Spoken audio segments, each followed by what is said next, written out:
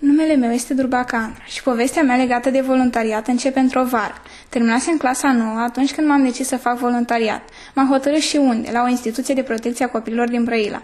Așa că timp de 3 luni am desfășurat activități cu copiii de la această instituție. Acesta a fost începutul. Stați să vedeți continuarea. Eram anul întâi de facultate și nu doream nimic altceva. Dar într-o zi primesc un telefon de la facultate anunțându-mă că trebuie să mă prezint la doamna decan. M-am speriat, am crezut că am greșit cu ceva, dar nu era vorba despre acest lucru, ci despre faptul că primisem o foaie de înscriere pentru un schimb de tineri. Era pentru prima oară când plecam și nu aveam destul curaj să zic da. I-am spus doamnei că o să revin cu un răspuns după ce discut și cu părinții. Pe drum spre casă m-am întâlnit cu una din doamnele profesoare. I-am povestit ce mi s-a întâmplat și m-a convins să plec. Așa că atunci când am ajuns acasă eram deja convinsă că vreau să plec. Acum îmi era frică că poate locul se ocupă, așa că m-am gândit să sunt pe doamna, să-i spun ceea ce m-am decis. La câteva zile diferență m-am întâlnit cu colegii mei cu care voi pleca și cu 2 din membrii organizației care se ocupă de acest schimb de tineri.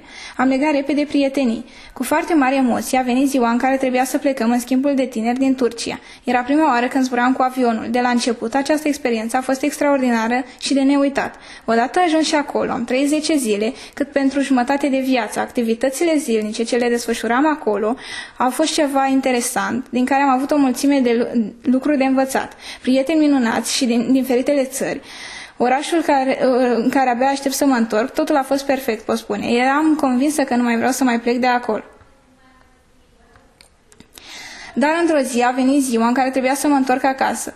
Bucuria pe care am trăit-o acolo îmi doream să o trăiesc și acasă. Așa că atunci când am ajuns, am devenit voluntarul acelei organizații. În fiecare zi aveam parte de noi provocări și activități. Am învățat enorm în acest stagiu și mă gândesc cu atâta bucurie la trecut și la clipele acelea când împreună cu prietenii mei, cu voluntari străini și oameni importanți din Brăila, am dorit să schimbăm lucrurile în bine. Ca și voluntar al organizației am putut să mă implic în acea vară și la activitățile de la Biblioteca Județeană Panaiti Strate. Aceasta a fost iarăși o posibilitate de a lucra cu copiii. Într-o zi am ajuns la una din activitățile Asociației Pro-Democrația. Mi-a plăcut foarte mult, așa că am rămas aici ca voluntar. Am cunoscut alți voluntari străini și alți prieteni, dar partea cea mai frumoasă din acest stagiu a fost proiectul Eu în Parlament, în care am avut posibilitatea să fiu eu gazda unui schimb de tineri și să pun în practică ce am învățat. Îmi place ceea ce fac în această echipă minunată a Asociației Pro-Democrația și nu cred că aș putea să renunț vreodată la dorința de a merge mai departe alături de această asociație. La această asociație apreciez faptul că derulează proiecte în care voluntari străini vin în orașul nostru pentru a face voluntariat.